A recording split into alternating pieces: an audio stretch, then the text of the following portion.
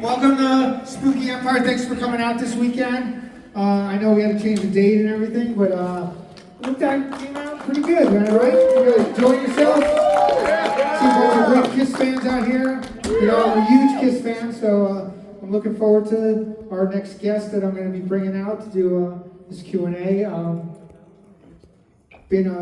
I've seen him many, many times in concert, and I'm very excited to do this interview. So let's bring him out. Let's put your hands together for Bruce Kulick.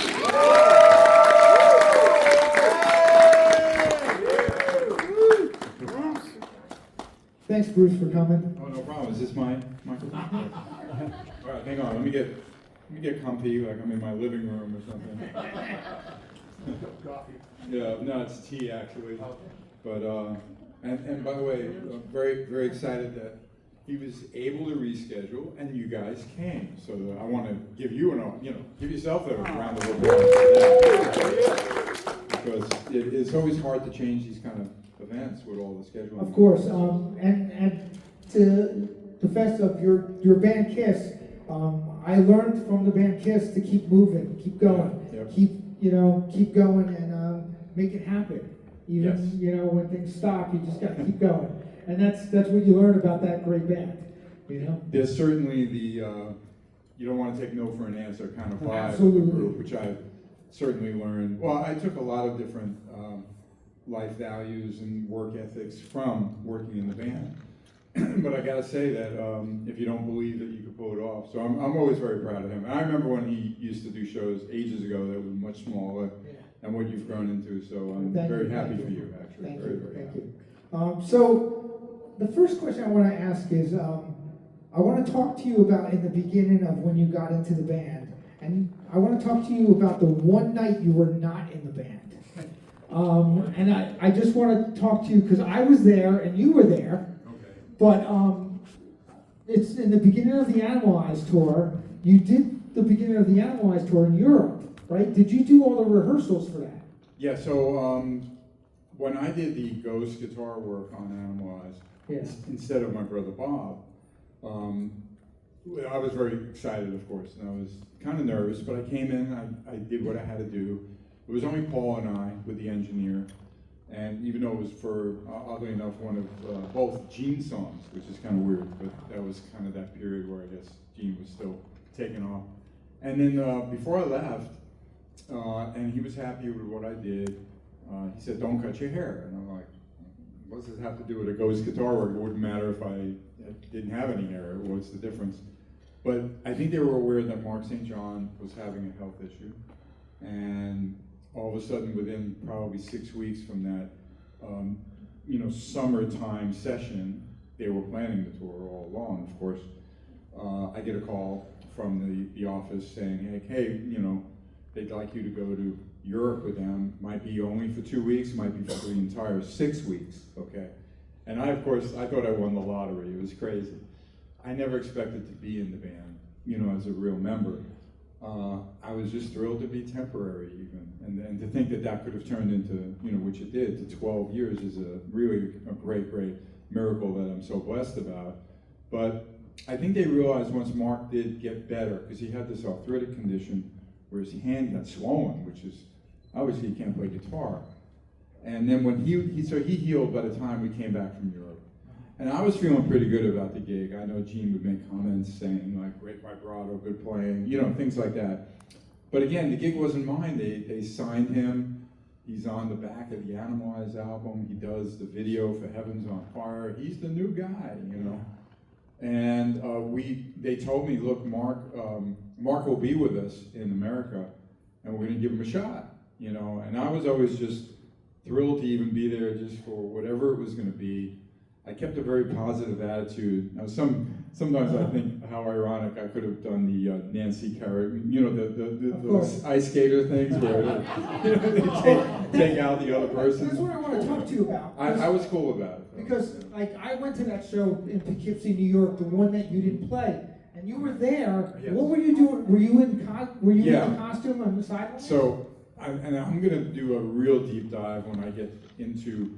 I'm going to write a book in 2025. I've already been getting my materials together but it's a little confusing what happened during the Animalized tour. And I'm not sure if all the facts are right, but this is what I remember, and since it was my life, I'm going with it. Okay? So that they let Mark do a half a show the first time they tried him, okay? And so it's kind of weird. It's almost like, you know, bringing in the pitch hitter, you know what I mean, or whatever, or changing pitchers in the middle of the game.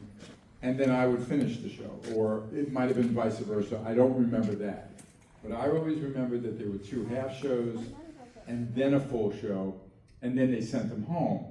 But it doesn't line up exactly with the schedule that I see, but either way, I know that they weren't happy when he did the show. Okay. I think you saw The it. Poughkeepsie one. But I'm going to tell you something very interesting about that Maybe kid. I'm going to get the mystery solved here with him. So I caught a guitar pick that night from Mark St. John. Right.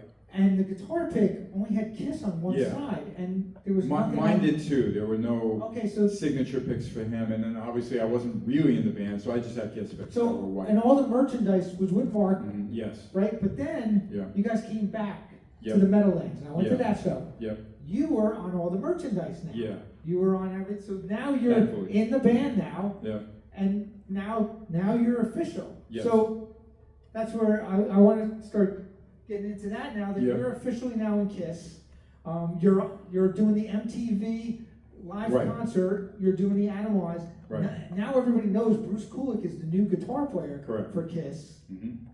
So That was pretty exciting. And actually, the timeline was really weird. Of course, once they realized Bruce is better, now we gave him a shot. I give it to G and Paul for at least giving him a shot at the gig. Maybe that was business or lawyer people said, no, you have a contract, you got to let him, you have to decide this. I don't really know the psychology behind it or the legality. But obviously, when I got that phone call, I kind of saw it on stage. I saw Gene and Paul not happy, okay? And I always felt that Mark was so talented, but not really, I don't think like his style of playing was really appropriate for Kiss, which was interesting. And I felt like their choice of him was actually part of that, maybe when they would occasionally be too influenced by a trend. yeah. And they wanted a flashy, fast guitar player. Well, I always felt like I was able to bring to the band a combination of who they were and came from, meaning a much more straight ahead, bluesy kind of rock playing, I totally agree. and then some of the flash. I totally agree. I feel that you fit the band perfect at that time. Exactly. That's a great era of history Mhm. that people don't give a lot of respect to, Mm-hmm. and it's a great period of time. And you fit the perfect era of that time Mhm. because, and no offense on you at all, but Doing good you here. did not get in Paul Stanley's way. You get what I'm talking about? Yeah, sure. Where Vinnie Vincent did, and Yeah. all these other people did, Yeah. and Paul was on fire, and he doesn't even take credit for it. Mhm. Paul was at his best. Well, he was really towing the line for the band because Gene, without makeup, well, you saw what he wore, Yeah. especially for Asylum. He got Asylum, really yeah. lost, Yeah. I mean, good with the glam. But the point is, Gene had, when the makeup came off, forgetting anything to do about clothing snafus and the look, Yeah. I think his enthusiasm for the band went down a little bit, and he was being seduced by being a very ambitious man, and he truly is. Works every day, and he just loves doing it, and he's so good at everything that he tries, even though he also doesn't care if something fails, which is a good lesson to learn. You try as much as you can, but you don't expect them all to fly, but at least he's trying. So he started to dabble in movies. Some of them were kind of weird, some of them were good. And I think his attention towards Kiss, Paul was pretty upset about that. So Paul was really steering the ship. He was very, very driven to keep it on. But Paul was and be great. strong. Yeah, no, Paul was Like his absolutely. vocal ability, Yeah. and he was amazing on stage. Yes. And there was one thing that always bothered me about the group at that time was Eric Carr was such an amazing drummer. Mm-hmm. Like he was so good, and they didn't focus on that. Like they should have let him do some more. you know? Yeah, I mean, you're never going to quite get the attention that you'd want if you're the new guy, all right? Yeah. My attitude was always, I'm just going to do the best I can to play guitar, bring whatever abilities and to fit. Really, that was my goal. And clearly, I know that Vinnie had a different approach such a talented songwriter and a very, very talented guitarist, but I think he wanted to exert too much on them. And that doesn't really work. In life, you really got to understand your kind of where you fit in with this thing. And even if you do know more, or you are really better than they will allow you to be, save that, learn, use that platform, and move on. You get what I'm saying? Absolutely. So Vinnie just didn't want to sign the But contract. you guys were getting a new fan base. Yeah. Kiss was getting a brand new fan base that were like teenagers that didn't know about the makeup. Right, Well, they knew right. about them. Everyone knew about the makeup. Yeah, But but- it was a different vibe, a different. But the fans were there. Sure. There was new Kiss fans. You know, every generation I've seen this, which is the same reason why, even though in some ways I felt like my version of the band was doing even better and better music, but that time, it's like the clock moves on, and okay, well now we've had, 10 years of Kiss without makeup, and what about Ace and Peter? Wait a minute, you know what I mean? And you talk about how strong Paul was during Animalize, and he was, but think about Unplugged and Revenge and Hot in the Shade, and listen to the vocals on anything really through the 80s up until when I wasn't working with them anymore, and then they went to the reunion tour, and then it just became that machine, for good or bad. The Crazy Nights tour was a great tour, and Paul was really amazing, and all you guys were really good. I mean, on that tour, that was like,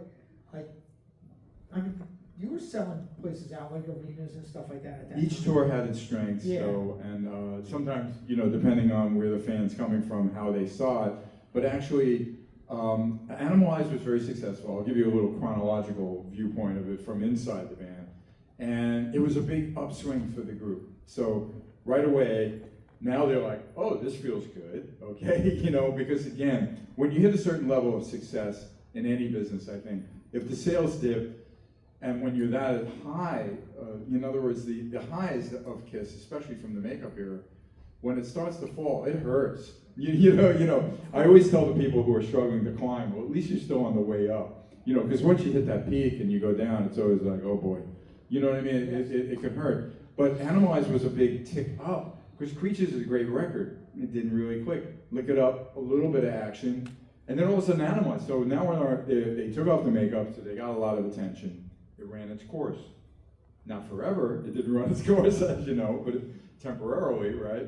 For a decade at least. And then all of a sudden, Animalize does well. Asylum, actually, even though I really think it's got great songs on the record, the look might have shocked some people, and then the tour didn't do that well. That was a little dip, where all of a sudden it's like, I think we have some problems here. They were freaking out about, they kept changing the staging and stuff.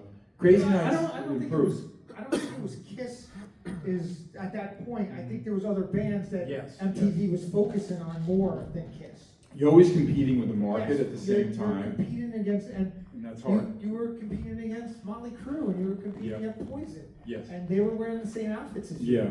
And I still always felt like the non-makeup Kiss was extremely competitive, but still much more similar to other things. And there were other great bands that didn't have another era to be judged by in any way with success. So that's why when I got in the band, dude, I was like, okay, if this lasts for 2-4 years, I'm thrilled, And they even get the 12 years out of it. And then, of course, by the time MTV Unplugged was a great gig for us to do, but it was also created to bring out Ace and Peter, because MTV wanted the ratings. Everything is about business, people out there, okay? Everything's about money and the bottom line. It's not about the love of necessarily your art. These artists in the music business are always going to want to put out good music, but a lot of the decisions are based just on finances. So all of a sudden MTV says, we'll do Unplugged for you, but you got to bring out Ace and Peter. And next thing you know, people get wind of that. Promoters are throwing stupid money at them. And that was like my last big gig with the guys. Yeah. You see what I mean? And then they go in through makeup, which I could tell at that point with the success of it. I always say the analogy of Star Wars, the way it came back with a roar. And there was a reunion tour, and they stayed in makeup, and when Ace got unhappy and left, and then when Peter's fighting and leaving, but then comes back for a tour, and then leaves, of course, that they were going to stay in makeup. you know, and when you ask like, okay, well, did you leave the band? No, I mean, it was a business decision. It wasn't like I wasn't doing my job or I wasn't good enough. It was like they could make so much money in makeup, and people never looked back. The great thing was the fact that it still fueled all new generations. You know how many people at this show, your show, I'm meeting the 15 and they look at me like, oh my God. You know what I mean? And that's shocking because look at how many years ago, you know, was my last gigs and contribution to Kiss. So their fame, even though they stayed more like makeup until they ended it, you know, last year at the Garden, is really incredible, the 50 years. And I still think that my 12 years is very unique, very special, and very different. And I'm just so proud of it. And I could tell it from everyone that came and visited me. No, absolutely. And I think it was a major part. I don't think Kiss, at that time, if Kiss was wearing makeup in the 80s, I think they would have been considered dinosaurs. Yeah. Although there was that little like hot in the shade gimmick thing in Rise to it. But that was like, yeah, but I'm talking about like if they would have came No, out, for sure. like For sure. full on, if you would have had, you know, Yeah, I'm glad that didn't happen. some kind of makeup on or anything like that. But I think that would have been. Let me ask you something about your brother. Your brother tried out for Kiss in the beginning, right? Yes, he was there when Ace was there. Yeah, actually. so he tried out in the beginning, and he got to play on a lot of the Kiss albums and stuff. Were you a Kiss fan? And were you like, oh my God, you're playing on the Kiss albums? No, I mean, I'll be really honest here that, of course, I respected the band and I knew about them, but I was a bit of, growing up at that age, a little bit of a musical snob where, like, I didn't like the Stones. They were just a little too garagey for me. So Kiss to me, I wasn't really clear until my brother brings me, we're going to go see them at the Garden. And it was like 78, I think. And I was very impressed. I thought the playing was actually excellent. The show was unbelievable, you know what I mean? So I was really impressed. I did love Destroyer. I remember when my brother played Destroyer, I was like, this Detroit Rock City's great, this song's great, I like this music.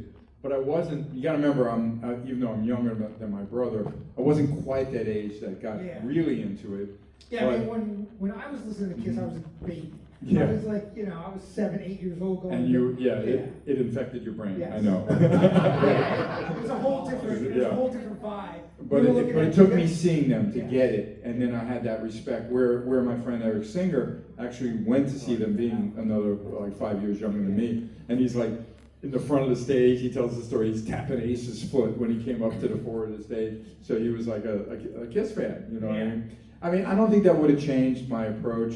I had so much respect for them anyway as successful musicians, and being from New York and being Jewish, I could relate to a lot of it. But I'll be honest, no, I wasn't your typical Kiss fan at the time. Maybe that made it easier for me. I don't know. Definitely. Even hanging out, you gotta remember my brother befriended Paul, obviously he met them at the audition, and then years later they run into each other, not many years later, just a few years later, they run into him at a studio. And it's like, oh, it's that guy Bob Kulick, you know, and then they kept in touch, and then he became friends with Paul, and Bob would invite me, go like, come on, we're gonna go see Paul, we're gonna go see a movie. I'm like, oh, okay. At the time, my brother didn't drive, and I had the car, and we were in Queens. I thought, okay, we'll go in and meet Paul, and we went to see, I remember, Close Encounter of the Third Kind. Paul didn't really care for it. He fell asleep, I think. And you know, at that point, it was like real serious. You can't be seen with them, you know, out. You know, you don't know I'm Paul Stanley. And it was a little funny, you know, hanging out with him. I didn't really know him, but there were a couple of these cool clubs that were like where musicians and celebrities would go to in the city. I remember going there also with Paul, and that was okay for him to be there. You know, they weren't going to be taking pictures and all. So I got a little bit of a glimpse of you know, the more, I guess, the domestic Paul, not the star child, you know, kind of guy. But and that's why it wasn't that hard for me once I did get the invitation, you know, to be Ghost Guitar, that I kind of knew enough about these guys how to fit in, because that's an opportunity you don't want to miss. You know, you don't want to screw it up. Another cool thing that you guys used to do before you went on tour, you used to play a lot of clubs in New York, and do like, you know, you just practice playing. Like you just come in there and just jam and do all kinds of cool old Kiss songs and stuff. That was really cool. Well, there were tours where we wanted to promote it in a weird way, so we wound up doing a club tour a couple of times during my tenure. It was a little weird, but and then there were times even I remember Paul and I would be at a NAMM show, and suddenly BC at one point when we were both kind of friendly with the BC Rich people, and then we're jamming and doing stuff like that.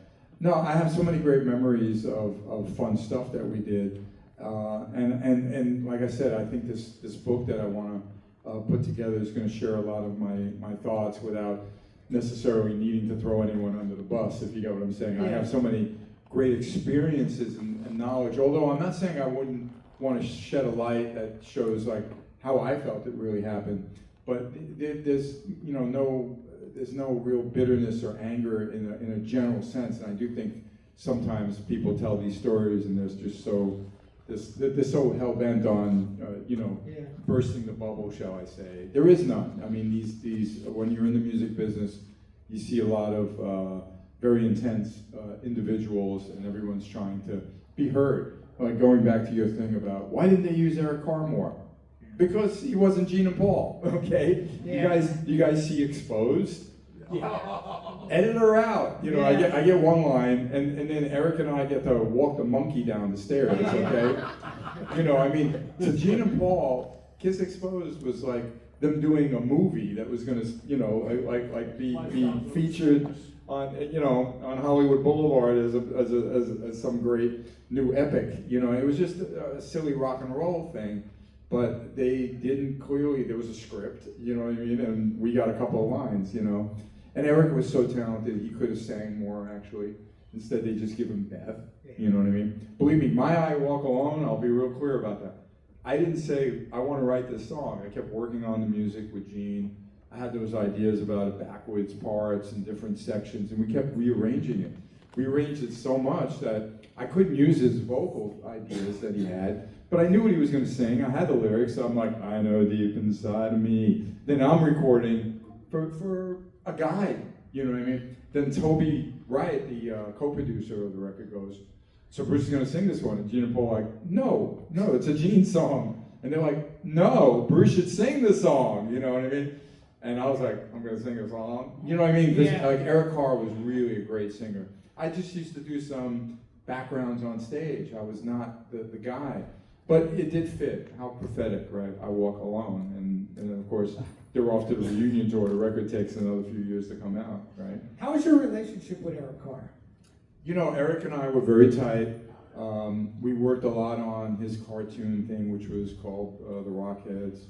I worked on other music for him to hopefully pitch to Kiss or whatever, which wound up all on a record called Rockology. And there's been lots of versions of that, and I'm still digging for more things from Eric. And there might be some more that could be used. But we were really close. The only time I felt really bad was he had a really rough time on the Hot in the Shade tour. And what happened was the manager at the time, who was a good friend of mine, Larry Mazer, you probably heard the name. And they don't talk about him much, but he was really good for the band. He did a lot of great stuff. And he, during the Hot in the Shade tour, he didn't want a drum solo. So obviously Eric felt like he was just kicked in the balls, okay? Because he took a lot of pride in doing a drum solo.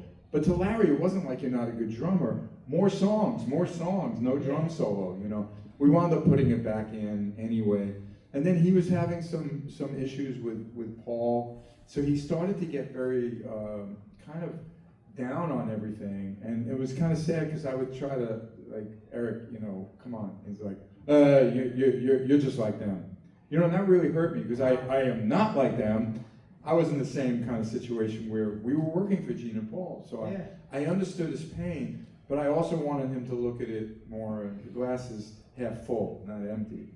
So you're probably not going to be able to make whatever you're looking for. I don't think you're going to find it, and somebody else would take your gig in a second, okay? But that didn't change anything until Paul. And they did. Yeah, well, but it took him passing away, of course. But Paul, I'll tell you when it changed, and it got to the point where they couldn't hide that there was this tension that didn't need to be there. It's hard enough to be on tour. Yeah. It was a great tour. We had great opening acts, very successful tour. The Hot in the Shade tour, Forever was a big hit, and that was great. But it just took Paul saying, like, look, either like start to be a team player here, or I'm going to send you home. You know what I mean? And usually when you get that speech, then now some people would call you bluff, go, screw it, I'll go home. But he loved nothing more than being in KISS. But tragically, then he found out by the end of it was later on after the tour ended, he started to have some of these bronchial and health problems, and then it turned into actually like a serious thing in March of the following year, where he found out that they needed to do some tests, and then by the time they checked him, they finally had cancer on the heart, which is very, very scary because, think about it, cancer anywhere is scary, but your heart is pumping everywhere, So it was very tragic losing him that year, but, but he knows, I'm a big part of his legacy carrying on. Loretta and I, his sister, who's pretty funny, I've known her forever. And there's so much of Eric in her, it's really ironic. And at times, we fight like family, you know what I mean? And there's a few people out here that know what I mean. But I'm the one person that's really like family to her. So that when it gets a little crazy, I'm able to just kind of calm her down a bit and then just get her back on track.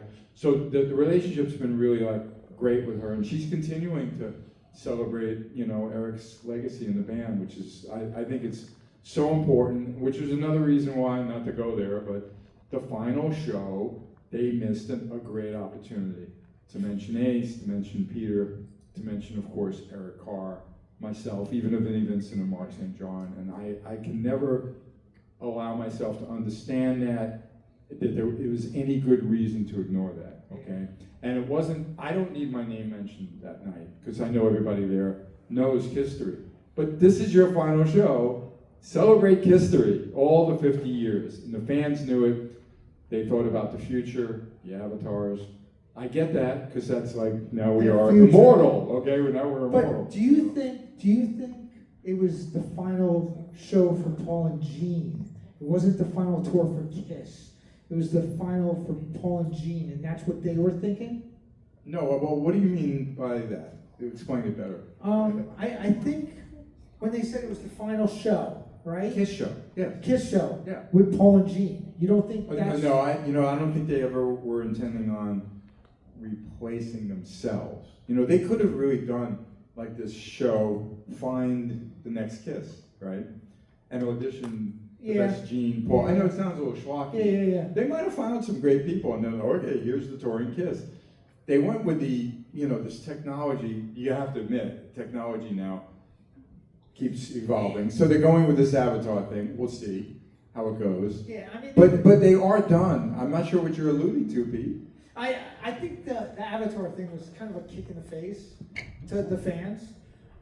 That's my opinion. But they saw that as their future. That's their future. And they're immortal, right? Because the avatars won't get old, physically. Yeah. But I also thought that the last KISS show, I thought was say goodbye to Paul and Gene, not the whole band thing. I think that's what I thought they were thinking. No, I don't agree with you. Okay. But I look. No, I'm just trying to think that. Yeah, no. Because why would they not say all you guys? No, that has nothing to do with it. Okay. No, it doesn't. I wouldn't connect that to anything. Okay. Look, they sold the brand. I think you're all aware of this company, Yeah. Swedish company, Pop House, who have done very well with ABBA. KISS is a different animal, but it's still an iconic band. So I'm hoping the best. That Pop House, I'm hoping obviously that they'll also want to celebrate history and not just the makeup. But certainly, I know their intention. I'm not expecting an Avatar of the Asylum album. Okay, I'll tell you that, all right? But there is something iconic and unique about Makeup KISS that you've seen Gene dabbled in a lot of the comic books where there's superheroes, and they were able to do that, and that probably is going to be the direction. And I know nothing about anything, other than I'm guessing that I get that could be these intense superheroes, you know what I mean? Because there's no doubt that Makeup KISS and this larger than life kind of image that they have been running with that can be comic book, it can be animated, it can be, and who knows how else they do it. I don't know. So that's why, for me, I'm not convinced that it's a dead avenue, you know what I mean? And if it is, someone put a lot of money into something, you know what I mean? But the concept of those characters being larger than life, being superheroes. Not to change the subject. No, go ahead. Let's change the subject, yeah.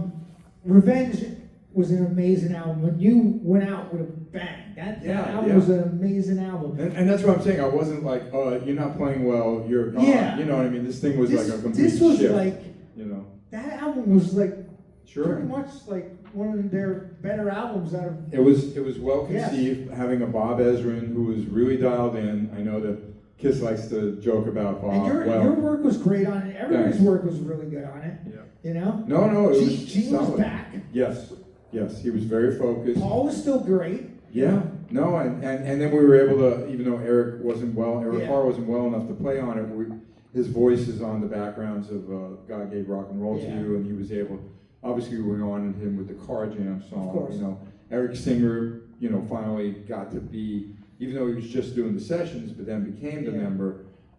It was a very cohesive record that I'm real proud of, absolutely. Yeah. No, I just thought that album was like really good. I mean, like some of the songs on that was just top notch, and all the stuff in the '80s. Like that's the one thing. Like going to see them, that's what we missed.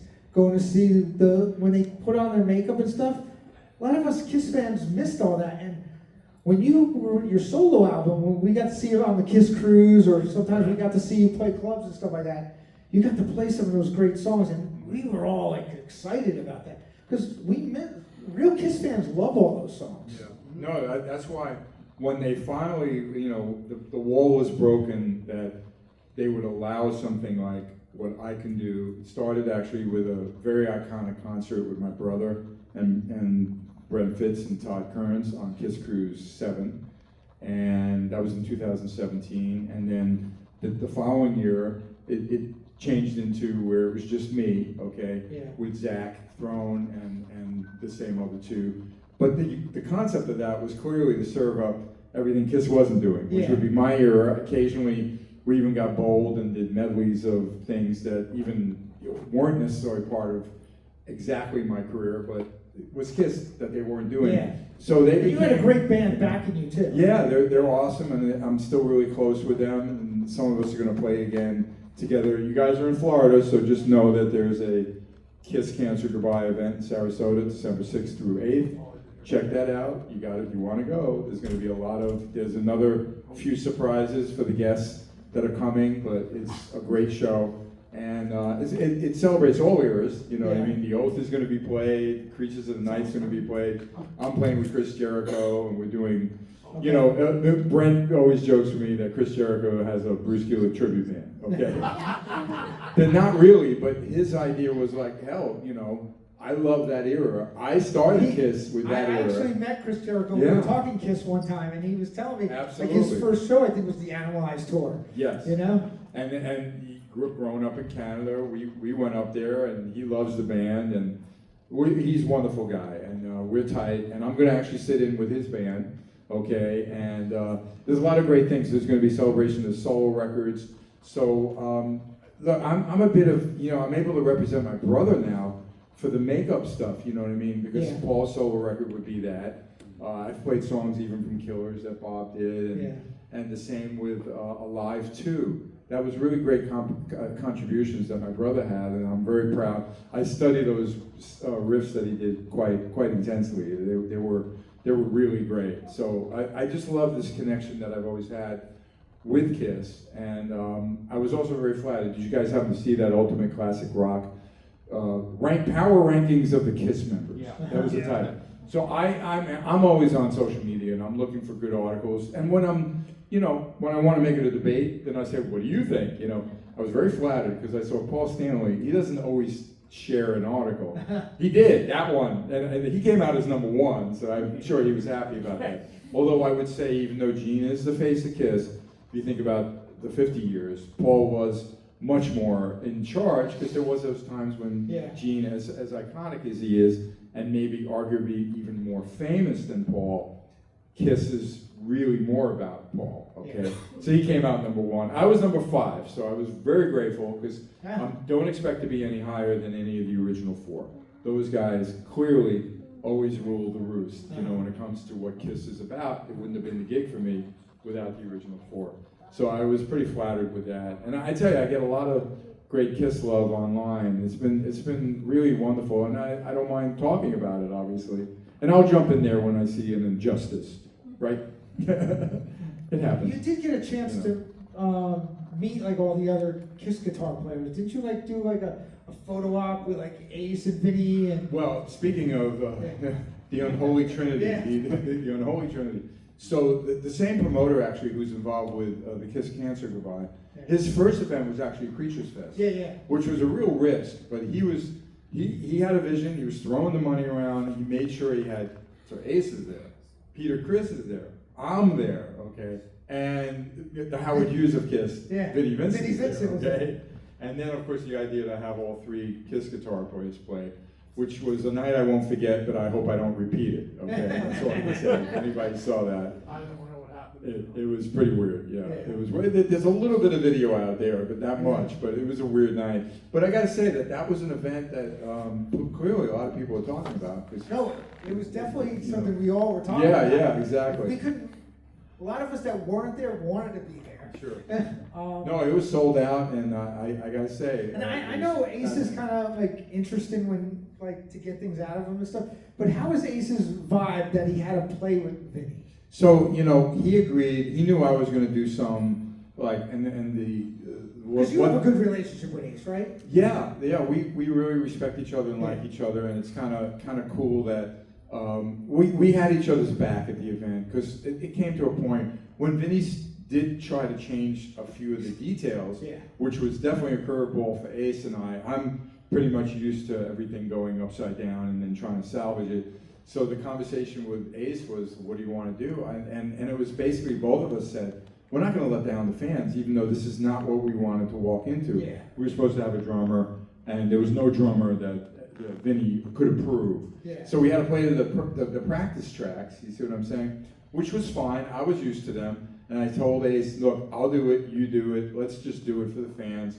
We didn't realize that Vinnie optically was going to be up on the tank, 20 feet above. It was very weird. The whole night, strange lighting. I felt like I was in a bad sci-fi Borg, a cube or something on stage. It was very weird.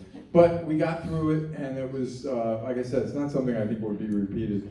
But it happened. That's all I can say. Yeah, that's interesting that And then I played with Peter Criss the following day, which was kind of cool. But it's kind of interesting that Ace let that happen. No, Ace, again, I guess for the fans, right? And I think pretty awesome of him. He wanted to do it for the fans. He knew he'd be playing with me, so it's not just him. Yeah. And it's really funny. At the end, the last song was actually, I think, Deuce, and he said, you play on the way out. Play all the licks on the way out. I said, sure. And then something happened to his amp where it went off. Sometimes those Marshall amps, when you play as loud as Ace, easy, the speaker cable popped out probably because it went off.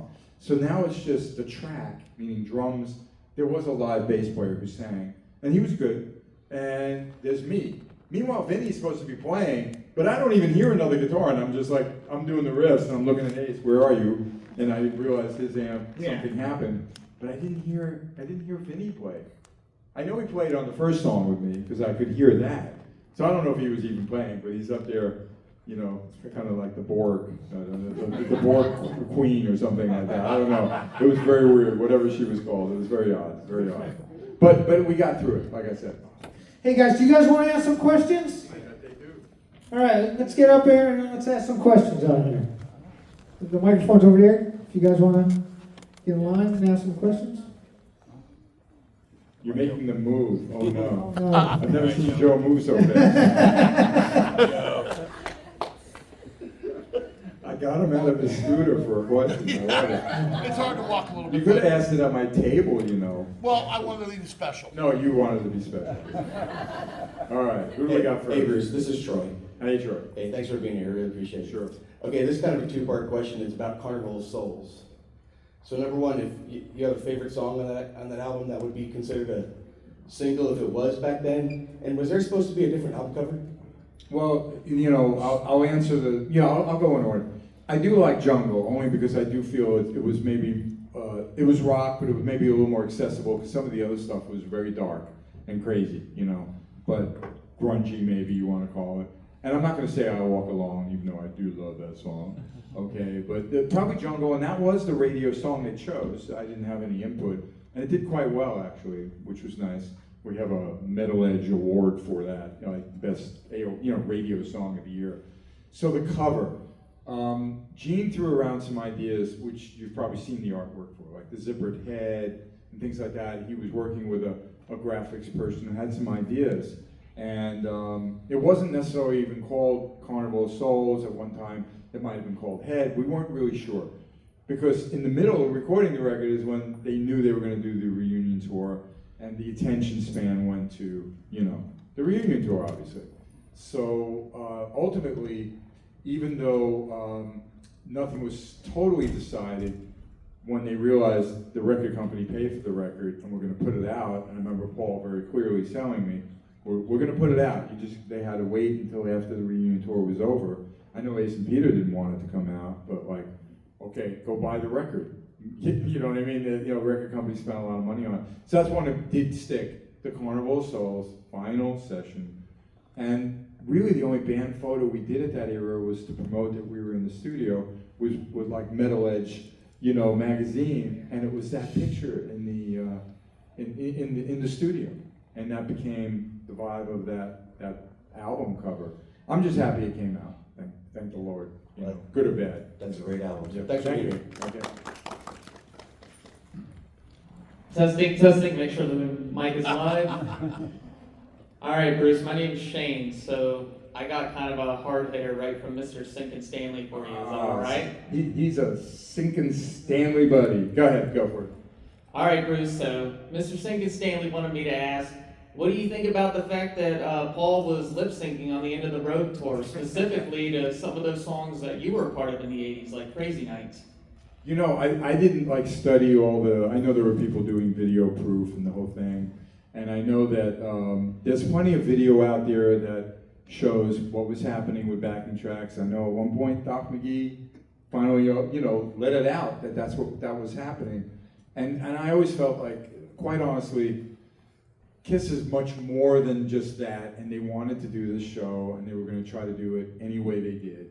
And it's not fair for me to judge on it. All I know is they made a lot of people happy. I do prefer when people, like I know John Bon Jovi doesn't want to, perform if he can't sing. But I can't fault Paul for going out there and putting on a hell of a show, even if it was with some of the help, shall we say, okay? So it was a weird thing, and I always feel bad for the singers that were known for these high register things to carry on. But I know that this podcast has had a lot of fun with it, and recently he just did, Sinkin Stanley did a funny one with me through AI when I got I wonder who made that. Yeah, it was very funny. Yeah, I wonder.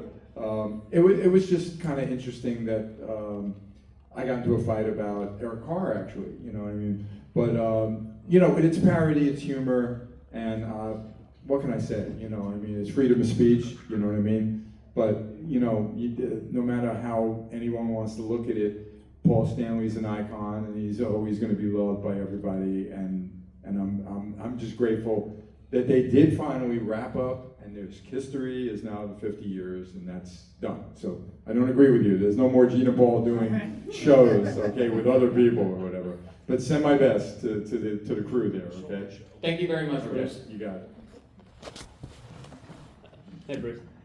I know you've gotten a million questions over the years about, I guess, imagining what your makeup might have been if you had it. But that question, yeah. Yes, so obviously, Eric got the Fox and Vinnie got the Ankh Warrior. Had you ever thought about having a persona more than makeup like that, if you'd had one? And then follow up to that, if the reunion tour had imploded and things went really bad with Ace, were you kind of imagining yourself being on standby and having to take on some kind of makeup at that point, either Right. his or your own? Yeah, I'll start with that part of the question. I was a bit, look, I always missed being in Kiss, though I had no real love to necessarily become the spaceman, okay? I really would have thought that would have been awkward for me. I was petrified to think of performing in shoes like that or putting on makeup. And my era, I wasn't given a script to be Ace, you know what I mean? And then suddenly, I think it was pretty obvious, especially with the choice of Tommy Thayer ultimately, which was definitely the right thing to do, to carry on what the spaceman role was, you know. And Tommy played his stuff very well, and he could shoot the rockets and everything. So as much as I missed being in the band, I was very relieved not to be the spaceman, because I just think it would have pooped on my era, okay? It would have just a little big poop on it, okay? Now, surely I could have played, you know, maybe Crazy Nights better than how they were doing it, or doing it more accurately with a guitar like that, but it would be as the spaceman, just awkward, okay? And then getting to the other point, you know, it was always a joke to me. I knew it was very hard. You know, the torture they had to get Eric Carr a proper one. And they changed it at the last second. Thankfully, it became the fox instead of some bird or something, right? So I just used to joke, well, there was a cat in Kiss, I'll be the dog, okay? I love dogs. But I'm really glad they didn't try to keep going down that, even though many fans were like, well, Tommy and Eric shouldn't be, you know, the Catman, the Spaceman, you know, fake Fraley, and, you know, whatever the other joke was, right? So the point is, I just think it's funny, and I would have been a dog. But I'm happy I was just Bruce, okay? Awesome. Thank you. Very happy about that. How you doing? Here it is. It's an important question for Joe. Thank you. Joe's been to every cruise, every show. Yes, In fact, and convention too. yes, he's And, been in every documentary about any rock band. There he is. Go ahead, go. But anyway, I know it's hard to sell DVDs and CDs and these days with streaming, but how about a music video collection of every video that's ever come, that Kiss ever did? I know Motley Crue's done it. Do you know anything about that? No, I mean, there's certain things that I don't understand about Kiss that maybe a pop house will change, you know? Meaning, I think there's a strong desire for people to see video of all eras and maybe more compilations, a Kissology 4 and 5. And why it's always not happening, I don't know. Now, if it's a business decision, I don't understand, because it's not that expensive to put it out, unless there's a lot of rights issues, and I think you're aware of that, licensing. But if you really feel, you could always like float it out there to the fans, do you want this? Then we'd know what kind of license we'd need. So I really hope that they explore more of that. And there's a lot of stuff out there. There really is a huge archive. I know A&E had a lot of stuff to look at. And then, by the way, that whole two-part history show was terrific. Fortunately, I wound up in it. But I just wish they would do some stuff with things. And on another note, beyond your question is, I have a lot of audio things that I know Tommy Thayer knew and Gina Paul knew that I had from Revenge and Carnival of Souls, that if they, even from Crazy Nights and Hot in the Shade demos and different things, that if they wanted to do more deluxe things where, like they did with Creatures, you know, I'm not acting like, you know, no, you have to now, you know, pay me $1 million for it. Right. I'm just like, you know, I've preserved it, I've protected it, it's there. Get it out there, share it with the fans, you know what I mean? And it's not that I'm holding it hostage. They haven't asked. You see what I mean? And that just blows my mind. I want to celebrate Kiss with all of you. This isn't like something, but I can't figure it out. You know what I mean? I don't know. But maybe, like again, maybe Pop House will have a broader view of all the years and all the possibilities of how to entertain. Because I know what it's like. You guys are have an insatiable appetite for Kiss, like I do for the, you know, many years I probably have just about every Beatle record. And then I got, later in life, I got into, I want every Frank Sinatra record, okay, seriously. And I understand the depth of that passion to get everything and collect everything, but I just know you guys should be aware, there's so much more stuff out there. Why is that out there? Scratch my head, that's all I could say, I don't get it, okay. I think there could be more Sinatra stuff out there too, but whatever. All right, this is the last question. Make it a good one. All right, so my introduction to Creatures of the Night was the '83 issue, and you were on the cover. What were your thoughts on being on the cover, an album you didn't plan on, and just? Well, I was happy to be there. It was nice to think, oh, my face will be on the cover of a Kiss record.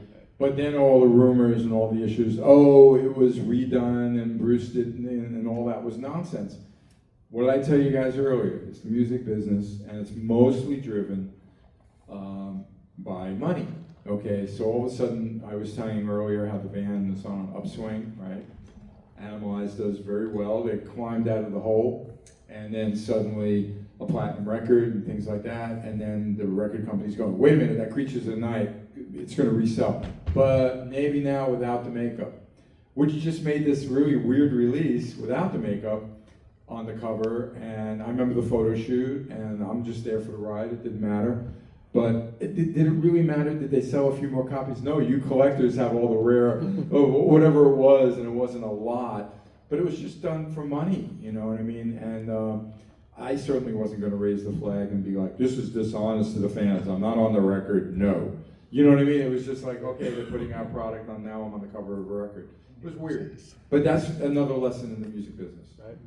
Alrighty, thank you very much. Thank you to Bruce Kulick, man. Let's give it up for him, man. Thanks, guys. Appreciate it. Can I give a plug for my website? Go ahead. BruceKulick.com. It's very easy. And you didn't see the YouTubes. I've done Check it out, so man. much stuff like that, okay? Thank you guys so much, man. Thank you, Bruce.